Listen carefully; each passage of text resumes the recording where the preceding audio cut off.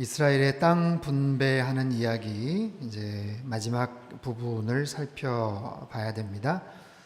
지금까지 이스라엘 민족들이 가나안 땅에 들어가서 정복 전쟁을 잘 치루었고요. 그리고 유다 지파와 또 요셉 지파가 땅을 이제 분배를 이제 받게 되죠. 그 과정 가운데 갈렙의 이야기, 또 온니엘이나 악사 이야기, 또 슬로바스의 딸들 이야기, 굉장히 긍정적이고 용감했고 또 진취적인 그런 사람들의 이야기를 살펴봤고, 또 지난주는 요셉 자손의 좀 실망스럽기도 하지만 정말 에이스 지파가 어떻게 해야 되는가, 에이스의 품격을 가진 사람들이 어떤 희생정신과 또 그런 태도와 자세를 갖고 살아가야 되는가, 이런 부분에 대해서 우리가 함께 살펴봤죠. 아직까지도 땅을 분배받지 못한 지파가 한 7지파 정도 남아 있습니다. 그래서 오늘 본문의 주된 이야기가 그렇게 소개가 되는데, 그에 앞서서 1절에 보면 그들이 여호와의 성막, 여호와의 회막을 옮겼다는 이야기가 1절에 소개가 됩니다. 1절 말씀 우리 같이 한번 읽겠습니다. 시작. 이스라엘 자손의 온 회중이 실로에 모여서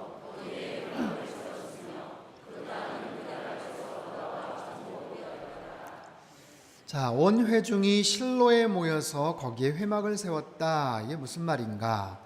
이스라엘 지파는 지금까지 길갈이라는 곳에 진을 치고 살았습니다. 길갈이라는 곳에 회막을, 성막을 중심으로 동서남북 각 방향별로 3개 지파씩 이렇게 흩어져서 지금까지 진을 치고 살았어요. 그렇게 해서 살다가 이제는 유다 지파와 요셉 지파가 이제 흩어지게 됩니다. 자기의 땅을 분배받아서 그 땅으로 이제 떠나가게 되는 거예요. 그러니까 저 진영이 이제 흐트러지게 되겠죠. 그러니까 이게 길갈이라는 한쪽 구석이기보다는 이제 가나안 땅 중심부로 이제 회막을 옮기는 거예요. 성막을 옮기는 겁니다. 지도를 보시면 길갈에서 이제 실로라는 곳, 가나안 땅 중앙부에 이제 위치한 그 지역으로 이제 아예 회막, 성막을 옮기는 겁니다. 그러니까 4개 각 방향별로 이제 지파가 형성이 되기가 어려우니까 아예 가나안 땅 전 상황에서 중앙에 해당하는 그 실로, 원래 샬롬이라는 단어 어근이 같아요. 그래서 평화, 화평의 도시, 어떤 그런 성읍이라는 뜻을 갖고 있습니다. 예루살렘이 이제 중앙이지만 사실 예루살렘에서 북쪽으로 한 30km 떨어져 있는 그 지점이에요. 다윗 시대 전까지는 영적인, 종교적인 중심지 역할을 아주 잘 감당했던 바로 그런 곳이죠. 무엇을 알 수 있냐면 그들이 중심 이동을 하는 거예요. 그들의 배치되어 있는, 그리고 이제 땅을 분배받아서 흩어지는 상황 속에서 자기네들의 그 중심을 하나님으로 계속해서 두겠다. 성막을, 여호와의 임재를 그 중앙에 두고 자기들이 살아가겠다는 그런 의지가 담겨져 있습니다. 그 실제로 가장 중심부인 실로에다가 성막을 두고 거기에 가서 제사를 드리고, 또 그 앞에서 오늘 본문에도 보면 제비를 뽑고 아주 중요한 그런 일들을 거기에서 이제 감당하는 그런 모습들을 살펴봅니다. 사랑하는 성도 여러분, 이스라엘 백성들의 중심에 성막이 있는 것처럼 여러분, 우리의 인생 중심에 살아계신 하나님이 언제나 함께 하시기를 바랍니다. 하나님께서 우리 인간의, 우리 인생의 중심에 항상 존재하는 것, 내 인생의 중심에 무엇이 담겨져 있는가, 이것은 굉장히 중요해요. 여러분, 오뚜기는 잘 넘어지질 않죠. 아니요, 넘어지더라도 금방 일어서죠. 왜냐하면 중심을 잘 잡고 있기 때문에 그래요.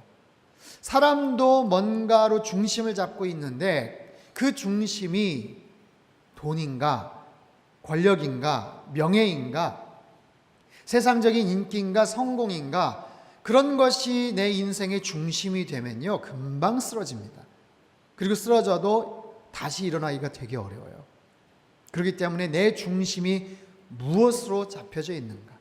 살아계신 하나님, 진리의 말씀인 성경, 그리고 신실한 사람들과의 믿음 생활, 이것이 언제나 내 삶의 우선순위고 중심이 될 때 우리는 넘어지지 않고요, 설령 넘어지거나 실패하더라도 다시 일어나게 될 줄로 믿습니다.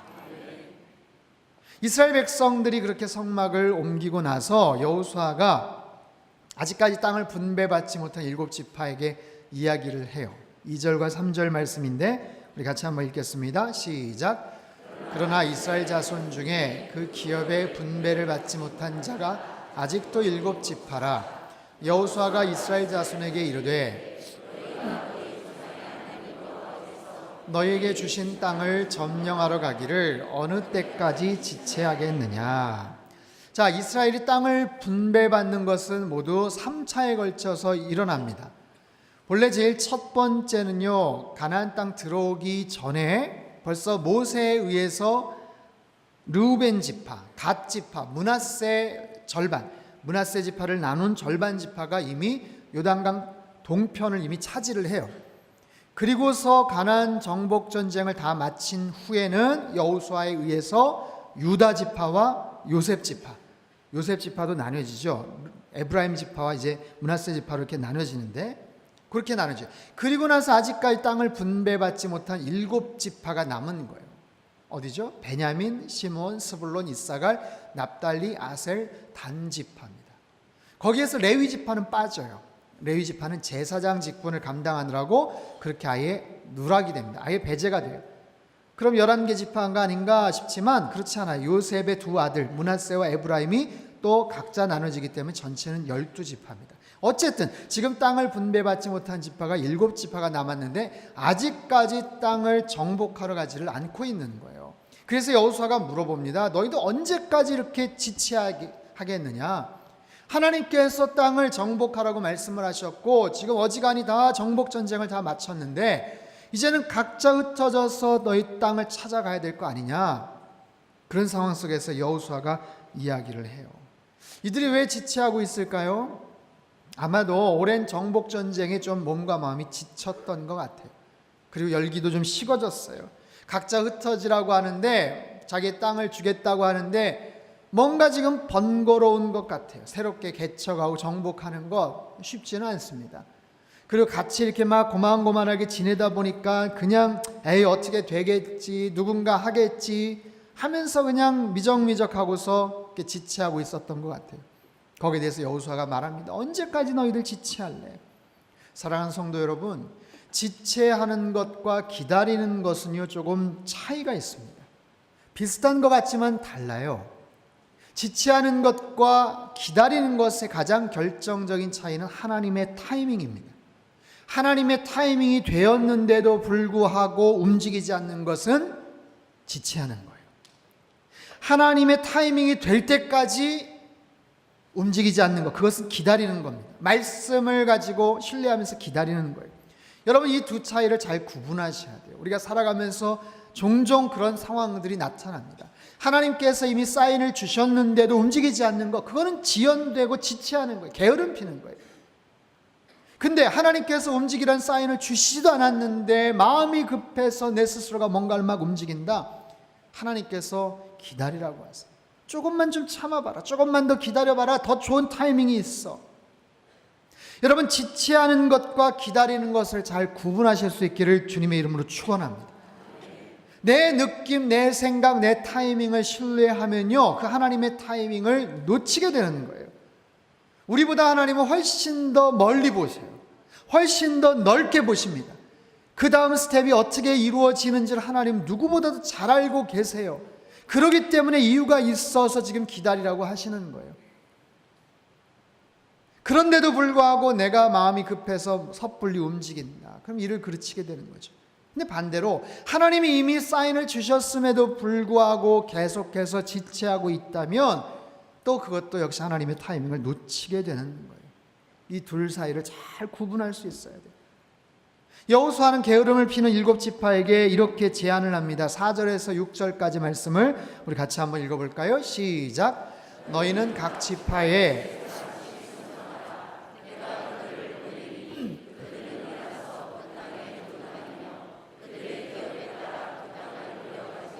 내게로 돌아올 것이라. 그들이 그 땅을 7부분으로 나누되 유다는 남쪽 자기 지역에 있고 요셉의 족속은 북쪽에 있는 그들의 지역에 있으니 그 땅을 7부분으로 그려서 이곳 내게로 가져오라. 그러면 내가 여기서 너희를 위하여 여호와 앞에서 제비를 뽑으리라. 자, 여호수아가 말합니다. 각 지파별로 3명씩 대표를 뽑으라는 거예요. 7지파니까 전체가 21명이 딱 선발이 됐어요. 그래서 그 사람들에게 새로운 미션을 줍니다. 너희들 이제부터 가서, 남쪽에는 이미 유다 지파가 땅을 차지했어요. 북쪽에는 또 에브라임 지파, 므낫세 절반 지파가 땅을 차지했어요. 그거를 제외한 나머지 땅을 정탐을 하고 7개 권역으로 한번 나눠 가지고 와라. 지도를 그리라는 거예요. 여러분, 이거 쉬운 일은 아닙니다. 아무리 이스라엘이 땅이 좁다고 해도 21명이 가가지고 그거 다 그리는 거 어려워요.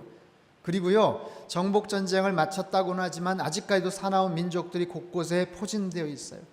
그래서 이스라엘 백성들이, 이런 정탐꾼들이 와가지고 뭔가를 한다, 붙잡히면 죽을 수도 있는 아주 위험한 일이에요. 그런데 그들은 말씀대로 순종을 해요.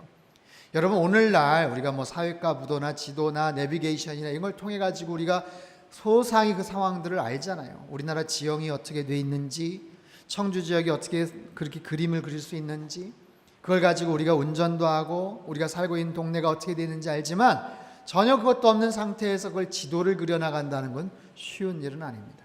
근데 그들이 순종을 합니다. 학자들은 한 7개월 정도 걸렸을 것이다 추정을 해요. 열심히 다니면서 구석구석을 잘 정탐을 하고 아주 소상하게 그려오는 거예요. 그리고 나서 여호수아에게 그것을 가지고 옵니다. 자, 마지막 9절과 10절 말씀 한번 읽어볼까요? 시작. 그 사람들이 가서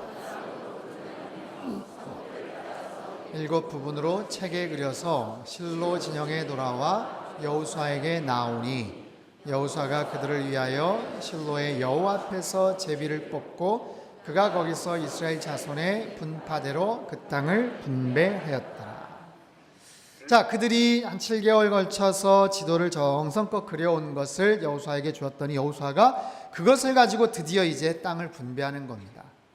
각 지파별로 땅을 분배하는 거예요. 근데 여호와 앞에서 제비를 뽑았다라는 거예요. 하나님 앞에서, 성막 앞에서, 여호와 앞에서 제비를 뽑았다. 여기서 이 제비라는 것은요, 결정을 위해서 던지는 돌, 조약돌을 의미합니다. 그리고 뽑았다라는 말의 원래 의미도 던진다, 쏘다 이런 뜻을 갖고 있어요. 그래서 조약돌을 던졌다. 제비를 뽑다라는 것은 조약돌을 던졌다. 하나님 앞에서 제비를 뽑았다. 뭔가를 결정하기 위해서 결정할 수 있는 조약돌을 던졌다. 뭐 이런 뜻이에요. 여러분, 제비를 뽑았다고 하는데 이 제비라는 것은 뭘 말합니까? 이건 운이에요. 무엇이 걸릴지 몰라요. 실력 아닙니다. 철저하게 무엇을 뽑느냐, 어떤 돌이 나오느냐, 거기에 따라서 향방이 결정이 되는 거예요. 그 중요한 일을 하나님 앞에서 하나님께 맡긴다는 거예요. 여러분, 이거 얼마나 중요한 일이에요. 자자손손 자기네들이 살 땅 아닙니까? 정탐하다 보니까 좋은 땅도 있을 것이고 탐나는 땅도 있을 것이고, 그리고 나 보니까 넓은 지역도 있지만 좀 좁은 지역도 있을 것이고, 근데 그 중요한 결정을 자기네들이 했다면 얼마나 서로 간에 시시비비 속상하고 원통하고 그런 일들이 많겠어요. 근데 하나님 앞에서 하나님께 모든 전권을 의탁하면서 그것을 결정짓는 거예요.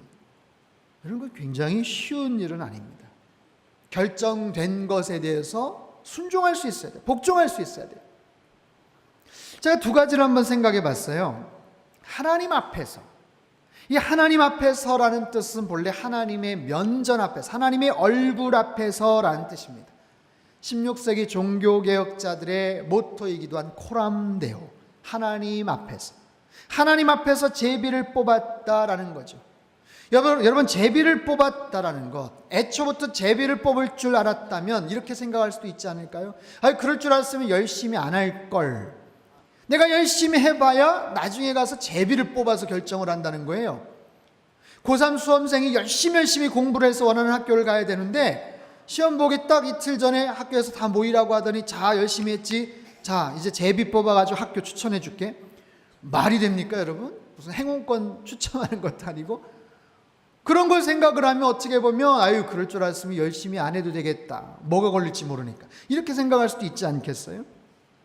그럼에도 불구하고 하나님이 결정하셔, 하나님이 책임지셔, 그런 믿음 없는 얘기 하지 마. 하나님께서 이미 다 결정해 놓고 이렇게 하셔. 이거 굉장히 믿음이 있고 좋은 태도인 것 같은데, 어떻게 보면 아니 그러면 우리의 모든 삶을 하나님이 이미 다 결정해 놓은 거 아니야? 우리가 열심히 해봐야 애초에 어차피 하나님께서 다 결정해 놓으신 그런 인생 아닌가?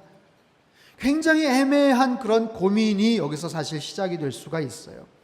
사랑하는 성도 여러분, 하나님 앞에서 제비를 뽑는다라는 것은요, 일의 결과는 하나님께서 이끄시고 책임지신다라는 뜻이지만 그 영역 하에서 우리는 나름대로 최선을 다해야 된다는 그런 뜻을 갖고 있어요. 여러분, 하나님께서 우리를 창조하셨습니다. 하나님께서 우리 한 사람 한 사람을 지으시고 만드셨어요. 어떻게 만드셨나요? 우리를 로봇처럼 그렇게 만드신 거 아니에요. 하나님이 원하신 대로 아예 처음부터 입력을 다 시켜놓고 기계처럼 그렇게 살기를 하나님 원하시나요? 그렇지 않습니다. 잘 살기를 원하고 하나님 뜻 가운데 순종하기를 원하시지만 우리에게 자유의지를 주셨어요. 우리가 뭔가를 결정하고 선택할 수 있는 기회를 우리에게 주셨다고요. 그래서 여러분 오해하시면 안 돼요. 마치 우리 인생이 기차처럼 레일이 딱 깔려 있는데 거기로 다니는 기차처럼 이미 아예 길이 정해져 버린 게 아닌가. 그래서 내가 원튼 원하지 않든 그냥 중간 기착지가 있고 목적지가 다 이미 정해져서 나는 옴짝달싹할 수 없는, 그게 아니라 우리는 기차 위를 선로 위를 다니는 어떤 그런 기차의 모습이 아니라 오히려 바다를 항해하는 요트와 같은 거예요. 세일보트와 같은 거예요. 이미 결정 지어진 길을 따라서 아무런 선택권이 없이 다니는 어떤 로봇과 같은 존재가 아니라 정해진, 아니 나가야 될 목표를 향해서 때로는 바람을 맞고 파도와 싸우면서, 그러면서 하나님 앞에 기도하고 의지하면서 용기를 갖고 때로는 실패도 하지만 하나님께서 이끄시는 그 목적지를 향해서 달려나가는 것, 레일 위를 달리는 어떤 기차의 모습이 아니라 바다 위를 항해하는 하나의 요트, 세일보트와 같은, 그게 바로 우리 인생이다라는 거죠. 그래서 최선을 다해서 정탐을 하고 지도를 그려왔고, 그리고 나서 그 결과는 하나님께 맡기는 거예요. 제비를 뽑으시는 분 하나님이시다. 하나님께서 결정하신 대로 우리는 따르겠습니다라는 거죠. 하나님 앞에서 제비 뽑기. 오늘 설교 제목이에요. 제비를 뽑는다는 행위도 사실은 굉장히 특별하지만 하나님 앞에서라는 것, 그분의 시선을 의식한다는 거죠. 그분의 임재, 그분의 존재를 인정한다는 거죠. 그분이 행하실 능력을 신뢰한다라는 것입니다. 여러분, 하나님께서는요, 우리가 하나님 앞에서 제비 뽑기를 하나님이 원하셔요. 이건 굉장히 중요한 인생의 결정, 향방을 가늠하는 건데 하나님 앞에서 하기를 원하신다는 거예요. 하나님 앞에서, 괄호 제비 뽑기. 근데 제비 뽑는 것만일까요? 하나님 앞에서 직장 생활을 하고, 하나님 앞에서 학교 생활을 하고, 하나님 앞에서 우리가 어떤 중요한 일들 결정을 하고, 하나님 앞에서 때로는 수술도 받고 여러 가지 중요한 일들을 하나님 앞에서 할 수 있겠느냐? 너의 생각과 판단을 의지하지 않고 사람의 말들과 사람의 어떤 이야기에 왔다 갔다 하지 않고 하나님 앞에서 그 모든 것들을 할 수 있겠느냐 물어보시는 거예요. 여러분 어떠세요? 하나님 앞에서 내가 모든 것을 결정하고 하겠습니다라고 말은 하지만 우리가 살아가는 현실 속에서 이것이 굉장히 갈등과 어려움이 있을 때가 있어요. 보이지 않는 하나님을 우리가 날마다 만나는 사람들, 보이는 이 세상에서 여러 가지 경제적인 여러 가지 논리 속에서, 세상 속에서 맞닥뜨려지는 많은 사람들 앞에서, 보이는 사람들 앞에서, 눈앞에 있는 권력자들 앞에서 내가 하나님을 더 의지할 수 있겠는가? 사람의 말에 휘둘리지 않고 하나님의 말씀대로 내가 뭔가를 결정하면서 할 수 있겠는가? 쉽지 않지만 하나님은 그렇게 살기를 원하시더라고요. 제가 이 부분을 묵상하면서 가장 적합한 예화로 떠오른 분이 김하중 장로님이에요. 지난 4월 달에도 오셨죠. 여러분 잘 아시는 그런 내용들도 많지만 이분에 대해서 정말 6년 반 동안 최장수 주중대사를 했어요. 대통령 의전수석을 거쳤어요. 통일부 장관을 하셨어요. 명실공히 정말 가장 중요한 그런 요직들을 다 거치면서 공직 생활을 하셨어요. 근데 그 중요한 일들, 얼마나 많은 여러 가지 일들, 4명의 대통령을 지근거리에서 모시면서도 그 중요한 일들을 다 기도하면서 하나님 앞에서 그 모든 것들을 그렇게 결정하신 분. 그분에 대한 여러 가지 일화 중에 저는 제일 정말 통쾌하면서도 기가 막히다 생각하는 일화 중에 하나가, 오래전에 중국에서 사스가 막 창궐했을 때 이분이 주중대사로 부임을 하시고 한참 사스가 막 창궐을 해서 모든 나라의 대사관들이 다 철수를 하고 나라 사람들 막 지키고 어떻게 하는 막 그 어려운 과정 가운데 우리도 대사관 철수하고 폐쇄하고 빨리 가야 되는 거 아니냐. 근데 하나님께서 사인을 주시질 않는 거예요. 하나님께서 그냥 기다리라고 하시는 거예요. 근데 청와대에서 전화가 왔어요. 7월 중에 대통령이 방중 중국을 방문해야 될 계획이 있는데 어떻게 할까요? 그냥 추진할까요? 지금 사스 때문에 그냥 캔슬하고 없앨까요? 괜찮습니다. 오십시오. 아니 무슨 소리입니까? 지금 사스가 뭐 이래가지고 어떻게 간다는 겁니까? 괜찮습니다. 아니 어떻게 되는 거예요? 괜찮다. 제가 주중대사 아닙니까? 제가 책임지겠습니다. 사스는 어떻게 하고요? 그 전에 끝납니다. 여러분 그런 결정을 할 수가 있겠습니까? 그냥 하나님께서 그런 마음을 주신 거예요. 기도하면서. 근데 정말로 방문하시기 한 얼마 전에 사스가 딱 종결이 됐어요. 공식적으로 그냥 종식이 되어버렸어요. 그리고 나서 기가 막히게 그 타이밍에 맞춰서 그런 일화들이 뭐 수두룩하신 거예요. 야, 하나님 앞에 살아간다는 것 얼마나 정말 어려운 일인가. 제가 엊그제 금요 성령 집회 때 우리 아이들 앞에서도 잠깐 이야기를 했던 이야기지만, 요즘 우리나라에서 젊은이들에게 가장 사랑받는 젊은 친구가 있어요. BY라는 그런 청년입니다. 이 친구는 랩, 힙합이라는 장르에서 어떤 오디션 프로그램에서 1등을 한 친구예요. 굉장한 실력을 갖고 있어요. 근데 본인 스스로가 나는 예수쟁이입니다, 나는 예수 믿는 사람입니다 하면서 그렇게 아주 드러내놓고 활동을 해요. 그리고 거기에서 1등을 했던 곡들, 그 전까지 나왔던 곡들도 철저하게 복음적인 그런 가사로 그렇게 다 채워져 있더라고요. 가사 내용이 그런 거예요. 사단이 우리를 속이고 절망케 하고 파멸케 하고 신의 존재를 무시하지만 그렇지 않다는 거예요. 하나님께서는 실수가 없으시고 우리는 하나님께서 죄를 용서해 주시고 우리는 소중한 존재고 사랑받을 가치와 자격이 있는 그런 존재다. 그래서 마지막 부분에 God makes no mistakes, 하나님은 실수하지 않으신다. 그런 메시지를 던지면서도 1등을 했어요. 많은 젊은이들이 그 청년에게 찬사를 보내고 박수를 보냅니다. 저희 딸들한테도 물어봤어요. 아니 저는 잘 모르겠더라고요. 노래가 좋은지는 잘 모르겠어요. 근데 왜 이렇게 인기가 있냐 했더니 일단 실력이 있다는 거예요. 일단 탁월한 실력이 있으니까 사람들이 무시를 못한다는 거예요. 기사가 막 떴는데 그 밑에 댓글들이 보통 막 자기가 크리스찬이고 예수쟁이다 이러면 막 비난하는 이야기들이 많은데 부정적인 얘기가 하나도 없어요.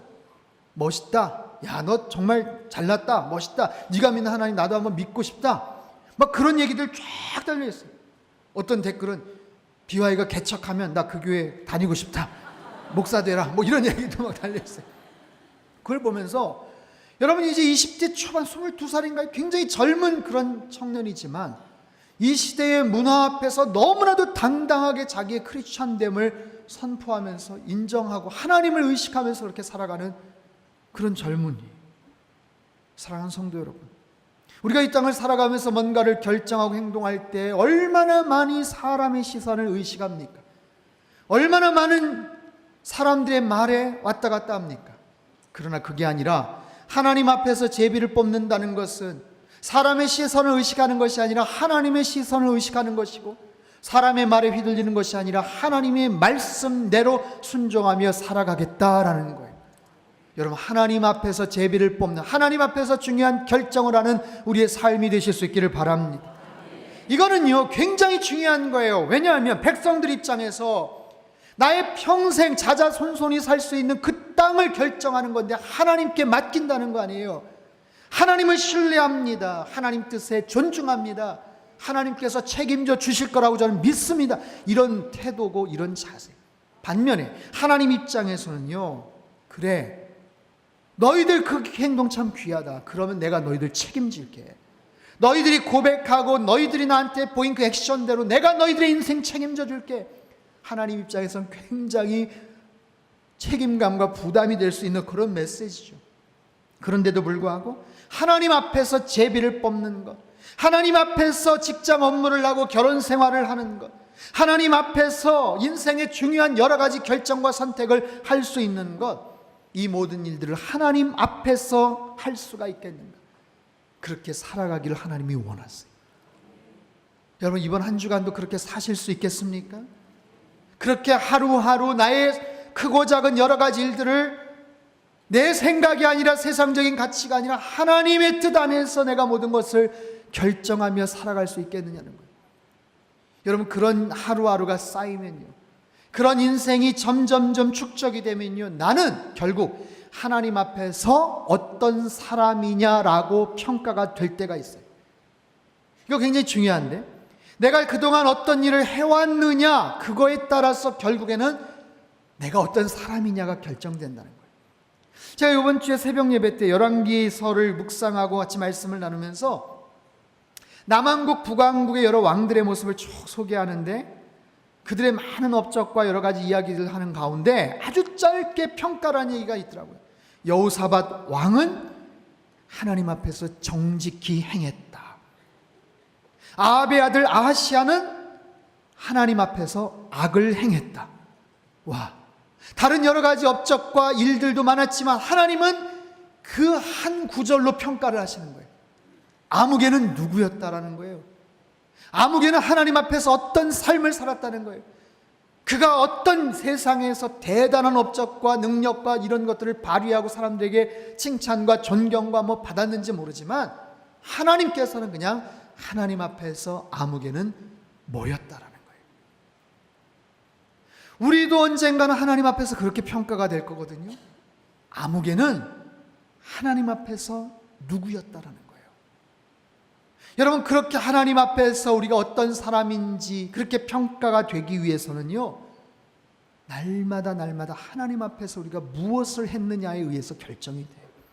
수많은 결정과 행동과 선택과 그 모든 것들을 하나님 앞에서 내가 어떻게 쌓아갔는가, 하나님 앞에서 어떻게 이루었는가, 거기에 따라서 종합적으로 하나님 앞에서 어떤 사람이었느냐로 평가가 된다는 거예요. 사랑하는 성도 여러분, 하나님 앞에서 정직한 사람들 되실 수 있기를 축원합니다. 하나님 앞에서 의롭고 선한 사람들 되실 수 있기를 축원합니다. 그러기 위해서는 어떻게 해야 된다? 하나님 앞에서 제비를 뽑을 수 있는 사람이 돼야 돼요.